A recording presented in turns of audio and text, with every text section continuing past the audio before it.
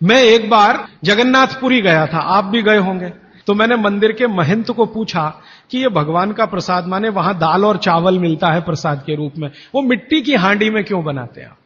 तो उसने एक ही वाक्य कहा, मिट्टी पवित्र होती है।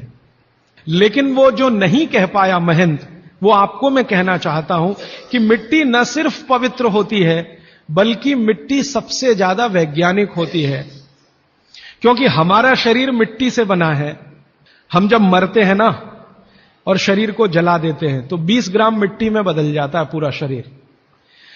और इस राख का मैंने विश्लेषण करवाया एक लेबोरेटरी में, तो उसमें कैल्शियम निकलता है, फास्फोरस निकलता है, आयरन निकलता है, जिंक निकलता है, सल्फर निकलता है, 18 माइक्रो न्यूट्रिएंट्स निकलते हैं मरे हुए आदमी की राख में। ये सब वही माइक्रो न्यूट्रिएंट्स हैं जो मिट्टी में है।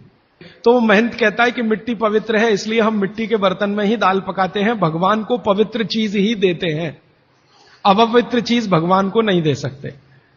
वो बहुत वैज्ञानिक स्टेटमेंट है, बस इतना ही है कि वो उसको एक्सप्लेन नहीं कर सकता।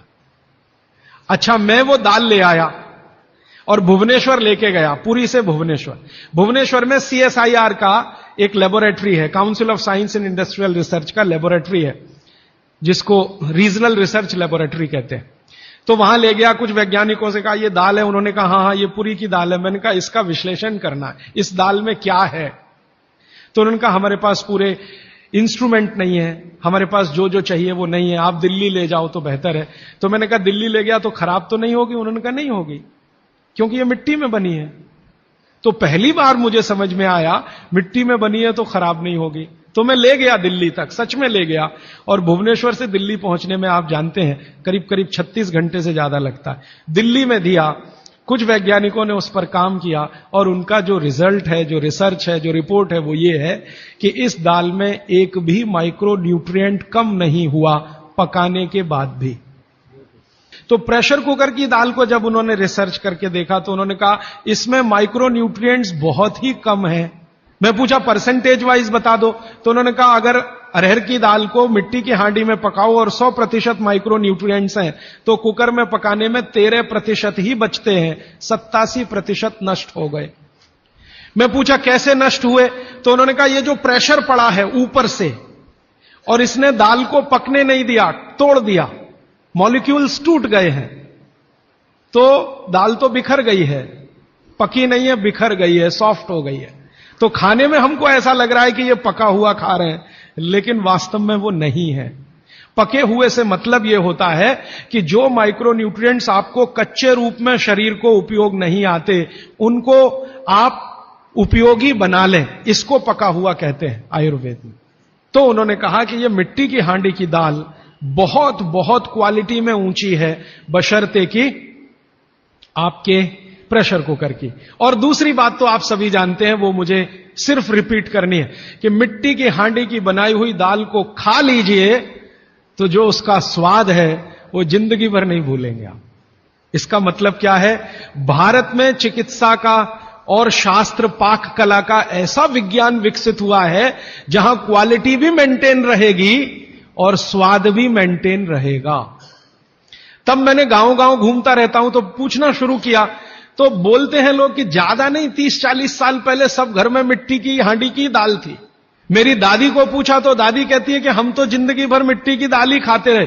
तब मेरे समझ में आया कि मेरी दादी को डायबिटीज क्यों नहीं हुआ, तब मुझे समझ में आया उसको घुटने का दर्द क्यों नहीं हुआ, तब मुझे समझ में आया उसके 3200 दांत मरने के दिन तक सुरक्षित थे, क्योंकि हमने उसका अंतिम संस्कार किया। अगले दिन जब राखी लेने गए तो सारे दांत उसके 32 के 32 निकले। तब मेरे समझ में आया कि 94 साल की उम्र तक मरते समय चश्मा क्यों नहीं लगा उसकी आंखों पे, और जीवन के आखिरी दिन तक अपने कपड़े खुद अपने हाथ से धोते हुए मरी थी।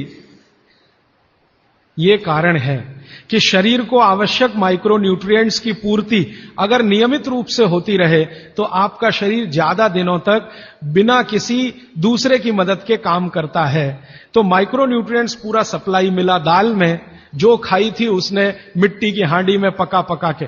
और न सिर्फ दाल पकाती थी वो मिट्टी की हांडी में, बल्कि दूध भी मिट्टी की हांडी में पकाती थी। घी भी मिट्टी की हांडी से ही निकालती थी, दही का मट्ठा भी मिट्टी की हांडी में ही बनता था। अब मेरे समझ में आया कि हजारों साल से मिट्टी के बर्तन क्यों इस देश में आए। हम भी एल्यूमिनियम बना सकते थे। हिंदुस्तान में बॉक्साइट के खजाने भरे पड़े हैं। कर्नाटक बहुत बड़ा भंडार, तमिलनाडु, आंध्र प्रदेश बॉक्साइट के बड़े भंडार हैं। हम भी बना सकते थे, अगर बॉक्साइट है तो एल्यूमिनियम बनाना कोई मुश्किल काम नहीं है, लेकिन हमने नहीं बनाया क्योंकि उसकी जरूरत नहीं थी। इसलिए कुम्हारों की एक पूरी की पूरी जमात इस देश में खड़ी की गई कि तुमको भैया मिट्टी के ही बर्तन बनाने हैं। माने तुमसे बड़ा वैज्ञानिक कौन। अब ये कुम्हार जो इतने बड़े वैज्ञानिक हैं इस देश के, जो मिट्टी के बर्तन बनाकर हजारों साल से दे रहे हैं हमारे स्वास्थ्य की रक्षा करने के लिए, हमने उनको नीची जाति बना दिया। हम कैसे मूर्ख लोग, ये ऊंचा नीचा हमने डाल दिया इस देश में, इसी ने देश का सत्यानाश कर दिया। अगर प्रेशर कुकर की कंपनी जो बना रही है प्रेशर कुकर वो ऊंचा आदमी है, तो ये कुम्हार नीचा कैसे हो गया। जो सबसे बड़ा वैज्ञानिक काम कर रहा है, मिट्टी के बर्तन बना बनाकर आपके माइक्रो न्यूट्रिएंट्स को, आपके सूक्ष्म पोषक तत्वों को कम नहीं होने देने के लिए मिट्टी का सिलेक्शन करता है। वो आपको मालूम है, हर एक मिट्टी से बर्तन नहीं बनते। एक खास तरह की मिट्टी है वही बर्तन बनाने में काम आती है, और एक खास तरह की मिट्टी है जो हांडी बनाती है, दूसरे खास तरह की मिट्टी में कुल्हड़ बनता है, तीसरे खास तरह की मिट्टी में कुछ और बनता है। ये मिट्टी को पहचानना कि इसमें कैल्शियम ज्यादा, इसमें मैग्नीशियम ज्यादा, इसलिए हांडी इससे बनाओ, और इसमें कैल्शियम मैग्नीशियम कम है इसलिए इसका कुल्हड़ बनाओ, ये तो बहुत बहुत बारीक और विज्ञान का काम है। ये सब कुम्हार कर रहे हैं, हजारों साल से कर रहे हैं, बिना किसी यूनिवर्सिटी में पढ़े हुए कर रहे हैं। तो हमें तो वंदन करना चाहिए, उनके सामने नतमस्तक होना चाहिए। कितने महान लोग हैं। दुर्भाग्य से सरकार की कैटेगरी में वो बैकवर्ड क्लास में आते हैं। और सबसे मजे की बात कि ये हांडी जब खत्म होगी, माने इसकी लाइफ पूरी हो जाएगी, तो ये हांडी फिर मिट्टी में मिल जाएगी और फिर वही मिट्टी से हांडी बन जाएगी। दुनिया में ऐसी कोई वस्तु नहीं है। प्रेशर कुकर के बारे में तो नहीं कह सकते आप, बायोडिग्रेडेबल है। तो आप भी कर लीजिए ये काम, प्रेशर कुकर निकालिए, मिट्टी की हांडी ले आइए। तो आप कहेंगे जी दाल देर में पकेगी, सिद्धांत ही वही है दाल का, तो जो देर में खेत में पकी है वो देर में घर में भी पकेगी। आप कहें जी मिट्टी की हांडी के बाद अगर कोई चीज है, तो हमारे यहां एक मेटल बनता है जिसको आप लोग कहते हैं एलॉय है, कांसा। तीसरा सबसे अच्छा माना जाता पीतल।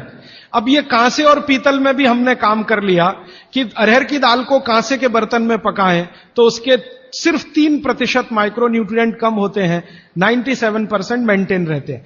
पीतल के भगोने में पकाएं तो 7% कम होते हैं, 93% बचे रहते हैं। लेकिन प्रेशर कुकर में बनाएं तो सिर्फ 7% बचते हैं, बाकी खत्म होते हैं।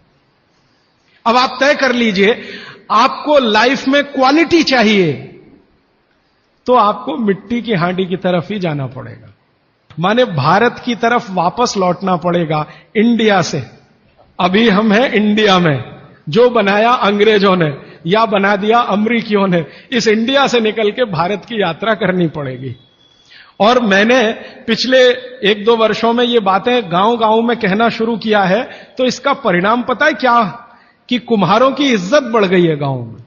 और मैं मानता हूं कि मेरे व्याख्यान की अगर कोई सार्थकता है तो वो ये कि कुम्हारों की इज्जत इतनी बढ़ जाए कि वो पंडितों के बराबर आ जाएं, क्योंकि वो किसी से नीचे नहीं है, क्योंकि वो किसी से छोटे नहीं है। और मजे की बात कि वो हांडी बना के आपको 20-25 रुपए में ही दे रहे हैं, प्रेशर कुकर तो 250-300 रुपए का है।